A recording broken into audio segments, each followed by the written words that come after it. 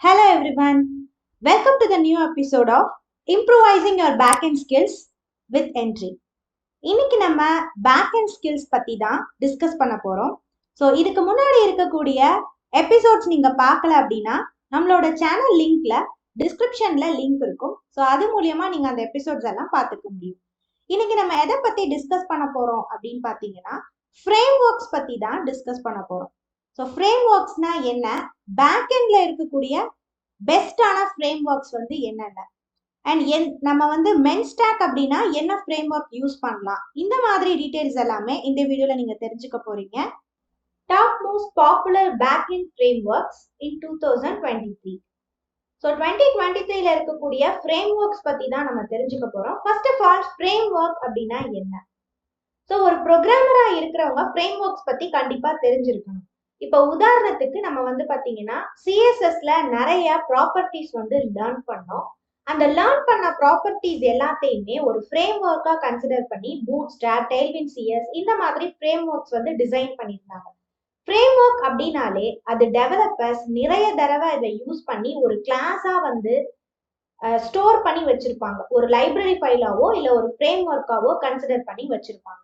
அந்த டூலை நம்ம டவுன்லோட் பண்ணி அதுல இருக்கக்கூடிய ஃபைல்ஸை யூஸ் பண்ண போறோம். ஸோ திருப்பி ஒரே ப்ராசஸை பண்றதுக்கு பதிலா அந்த ப்ராசஸ் எல்லாத்தையும் ஒரு ஃப்ரேம் ஒர்க்கா கன்வெர்ட் பண்ணிட்டீங்க அப்படின்னா உங்களோட ப்ரோக்ராம்ல எந்த இடத்துல அந்த ஃப்ரேம் ஒர்க் தேவைப்படுதோ அந்த கோடிங்ஸை நீங்க அதை டவுன்லோட் பண்ணி யூஸ் பண்ணிக்கலாம். ஸோ இதை தான் நம்ம ஃப்ரேம் ஒர்க் அப்படின்னு சொல்லலாம். நம்மளோட வேலையை சுலபமாக்குறது தான் இந்த ஃப்ரேம் ஒர்க்கோட நோக்கம். ஸோ நம்ம எப்பவுமே ஸ்டார்டிங்ல இருந்தே ஒரு மெனூஸ் கிரியேட் பண்றதுக்கு, ஒரு பட்டன்ஸ் கிரியேட் பண்றதுக்கு நிறைய கோடிங்ஸ் கொடுத்துட்டு இருக்கோம். ஸோ அதெல்லாம் சாட்டிஸ்ஃபைட் பண்றதுக்கு நமக்கு பூட் ஸ்ட்ராப் மாதிரியான ஃப்ரேம் ஒர்க்ஸ் யூஸ் பண்ணும்போது உங்களுக்கு அதோட பெனிஃபிட் நல்லாவே தெரிஞ்சிருக்கும். அப்படி பேக் சைட்ல என்னென்ன மாதிரி ஃப்ரேம் ஒர்க் இருக்கு, பேக் அண்ட் பார்ட்ல என்னென்ன இருக்குங்கிறத இதுல நீங்க தெரிஞ்சுக்கலாம்.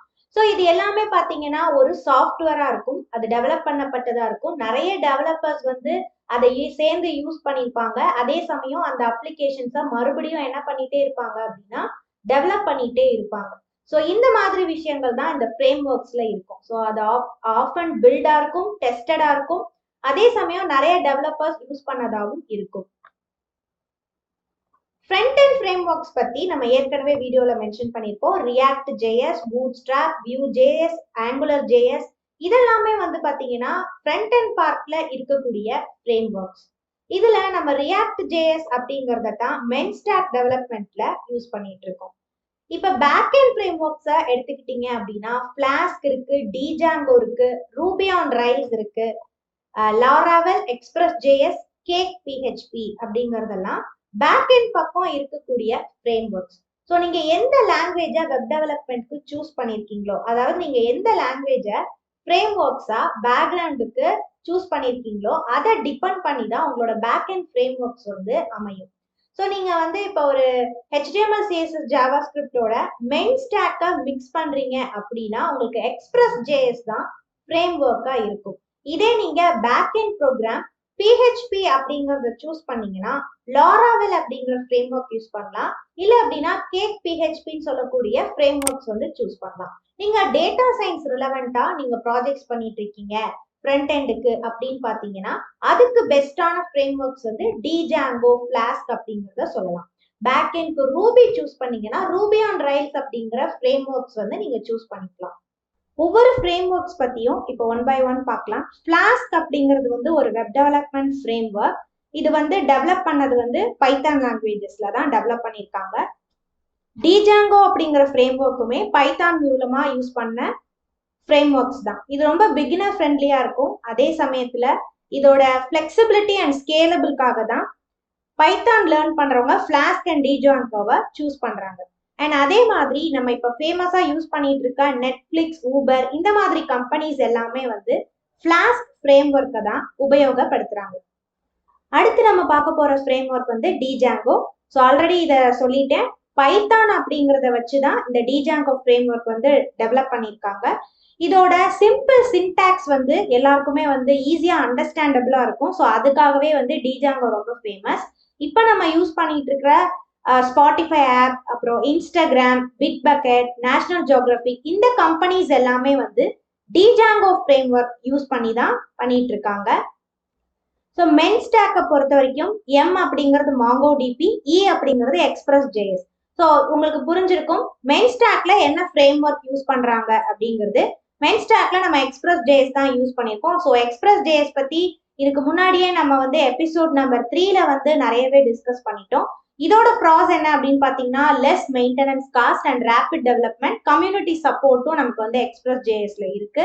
இது வந்து கம்ப்ளீட்டா ஜாவா ஸ்கிரிப்டை பேஸ் பண்ணி இருக்கிறதுனால ஜாவா ஸ்கிரிப்ட் தெரிஞ்சாலே போதும் நம்மளால Express.jsம் கத்துக்க முடியும்.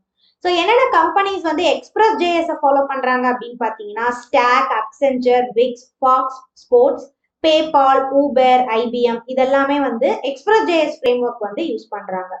ஓகே ஃப்ரெண்ட்ஸ், இந்த எபிசோட்ல டாப் ஃப்ரேம் ஒர்க்ஸ் பத்தி நம்ம டிஸ்கஸ் பண்ணியிருக்கோம். ஒரு பேக்எண்ட் ஸ்கில்ஸை நீங்க இம்ப்ரூவைஸ் பண்ணணும் அப்படின்னா கண்டிப்பா என்னென்ன மாதிரியான டேட்டா பேசஸ் இருக்கு, என்ன சூஸ் பண்ணணும் அப்படிங்கிறது தெரிஞ்சிருக்கணும். அதே மாதிரி பேக்எண்ட் லாங்குவேஜ் நீங்க எதை எடுத்துக்கிட்டீங்க அப்படின்னா ஃப்ரேம் ஒர்க்ஸ் என்ன யூஸ் பண்ணணும் அப்படிங்கிறதையும் நீங்க தெரிஞ்சுக்கிட்டீங்க. ஸோ இந்த 6 எபிசோடுமே பேக்எண்ட் பார்ட் பத்தி இருக்கக்கூடிய பேசிக் இன்ஃபர்மேஷன்ஸ் எல்லாமே நான் உங்ககிட்ட சொல்லிட்டேன். இதுக்கப்புறம் நீங்க வந்து எந்த கோர்ஸ் எடுத்தாலும், அதாவது ஃப்ரண்ட் எண்ட்ல நீங்க எந்த கோர்ஸ் எடுத்தாலும் பேக் எண்ட் எதை சூஸ் பண்ணணுங்கிற ஒரு ஐடியா வந்து உங்களுக்கு கிடைச்சிருக்கும். ஸோ எதை பேஸ் பண்ணி நீங்க ஒரு டெவலப்பர் ஆகுறீங்க அப்படின்னா பேக் எண்ட் லாங்குவேஜஸ் நீங்க என்ன சூஸ் பண்றீங்களோ அதை பேஸ் பண்ணி தான் நீங்க ஒரு டெவலப்பரா தேர்வாகுறீங்க. ஸோ நீங்களும் என்ன மாதிரி ஒரு டெவலப்பர் ஆகணும்னு நினைக்கிறீங்களா? ஸோ நீங்க பண்ண வேண்டியதெல்லாம் என்ட்ரி ஆப்பை மொபைல்ல டவுன்லோட் பண்ணுங்க. அதுல full stack web development course இருக்கு, அந்த கோர்ஸ்குள்ள ஜாயின் பண்ணுங்க. ஸோ நீங்க உடனே ஜாயின் பண்ணணும்னு நினைக்கிறீங்களா? ஸோ நீங்க பண்ண வேண்டியதெல்லாம் டிஸ்கிரிப்ஷன்ல ஒரு கூகுள் ஃபார்ம் இருக்கு, அந்த ஃபார்ம் ஓபன் பண்ணி உங்களை பத்தின பேசிக் இன்ஃபர்மேஷன்ஸ் ப்ரொவைட் பண்ணுங்க. எங்க என்ட்ரி டீம்ல இருந்து கால் பேக் பண்ணுவாங்க. நீங்களும் வித்தின் 5 to 6 monthsக்குள்ள கோர்ஸ் கம்ப்ளீட் பண்ணோட ஜாபோட வெளியில வரலாம். ஹாய் ஆல், நீங்கள் ஒரு ஹோம் மேக்கராக இருக்கீங்க, இல்லை ஈவினிங் மேலே ஒர்க் பண்ணுற ப்ரொஃபஷனலாக இருக்கீங்களா? ஆனால் உங்கள் கரியரை ஐடி ஃபீல்டு சேஞ்ச் பண்ணி லட்சங்களை சம்பாதிக்கணும் அப்படிங்கிற ஆசையோடு இருக்கீங்களா? இதை பண்ணுறதுக்கு நேரம் ஒரு பெரிய தடையாக இருக்குது அப்படின்னு வருத்தப்படுறீங்களா? கவலைப்படாதீங்க, உங்களுக்காக என்ட்ரியில் full stack web development course launch பண்ணியிருக்கோம். அதுவும் இப்போ மார்னிங் பேட்ச் ரன் ஆகிட்டு இருக்கு. ஸோ இந்த பேட்ச்சில் நீங்கள் ஜாயின் பண்ணி live classes, live mentorship, export sessions with 100% placement அசிஸ்டோட உங்கள் வீட்டிலேருந்தே படிக்கலாம், அது உங்கள் ஃப்ளெக்சிபிள் டைமில். ஸோ இன்னும் வெயிட் பண்ணாமல் ஜாயின் என்ட்ரி ஆப் நவ்.